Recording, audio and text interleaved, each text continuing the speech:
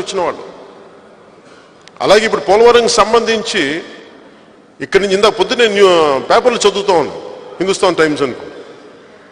అక్కడ మాకు డబ్బులు రాలేదని చెప్పి అక్కడ కాంట్రాక్ట్ని కొడుతున్నారు. ఇక్కడ పోలవరం సంబంధించిన కూడా అంటే ఒక తప్పుడు నిర్ణయం తీసుకుంటే దాని పర్యవసానం ఎలా ఉంటుంది, మిగతా రాష్ట్రాలు కూడా ఇలా పాకుద్దని. అందుకని చాలా ఆచితూచి ఉండాలి, దీన్ని చాలా విఘ్నత ఉండాలి రాజకీయ నాయకులకి. ఇదే సరదాగా కూర్చోబెట్టేసి నువ్వు స్కూల్ పిల్లల ఆట ఏంటిదైనా రాజకీయం అంటే?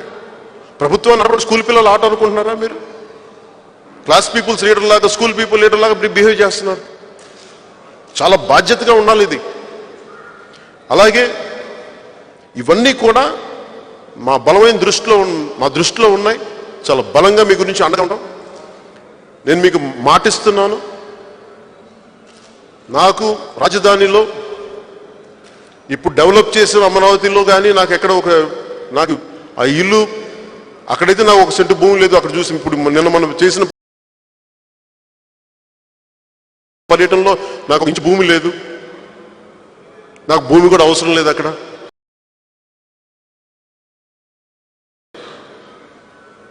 కానీ మీకు అన్యాయం జరుగుతుంటే మటుకు నేను మొత్తం సర్వం ఒడ్డి మీకు అండగా ఉంటాను. అంతవరకు నేను తెలియజేసుకుంటాను. అలాగే గత ప్రభుత్వంలో కూడా మేము కోరుకుంది ఏంటంటే ప్రజల కన్నీళ్ల మీద మీరు రాజధాని కట్టకండి. అసైన్డ్ భూములు దళిత రైతులకు సంబంధించి వీళ్ళందరి గురించి కూడా మీరు దాదాపు ఒకటే చోట ఉండి గట్టు అటు ఇటు చిన్న ఒక తేడా ఉంటే దాంట్లో ఎంత సాధ్యమైనంత మేరకు సమన్యాయం చేయమని నేను కోరాను ఆ రోజున. అప్పటి ప్రభుత్వాన్ని, అప్పుడు ముఖ్యమంత్రి గారు. కొన్నిసార్లు విన్న పరిస్థితులు ఉన్నాయి, కొన్నిసార్లు దాన్ని వినకూడని పరిస్థితులు. ఏదైతే నేను కింద పడ్డాం వాళ్ళకి మరి కనువిప్పు జరిగిందో ఏంటో తెలియదు, కానీ సాధ్యమైనంత వాళ్ళు చేయగలిగింది వాళ్ళు చేయగలిగారు.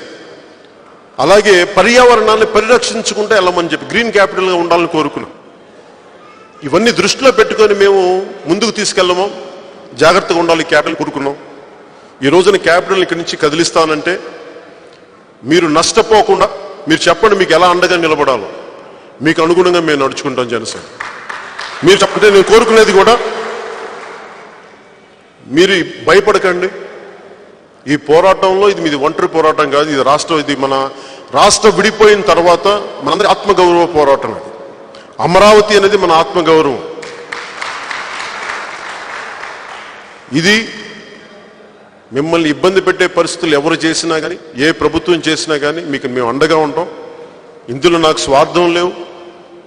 నేను ఈ రోజున ఎలక్షన్లో ఇప్పుడప్పుడే ఏం లేవు, మధ్యలో మోడీ గారు అనుకుంటే తప్ప.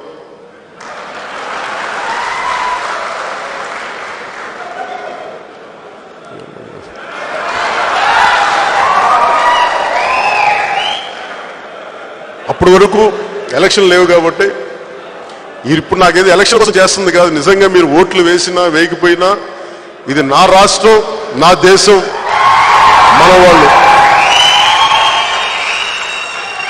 దీనికి ఒక కులం లేదు, ఒక మతం లేదు, ఒక ప్రాంతం లేదు.